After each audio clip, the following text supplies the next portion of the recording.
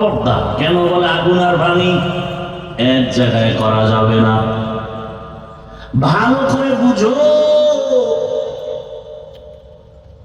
সেদিনও এক জায়গায় বলেছি, ঢাকায় জমিনে যত নীতি আছে, নীতি আদর্শ, সব নীতির মধ্যে শ্রেষ্ঠ নীতি হলো ইসলামের নীতি।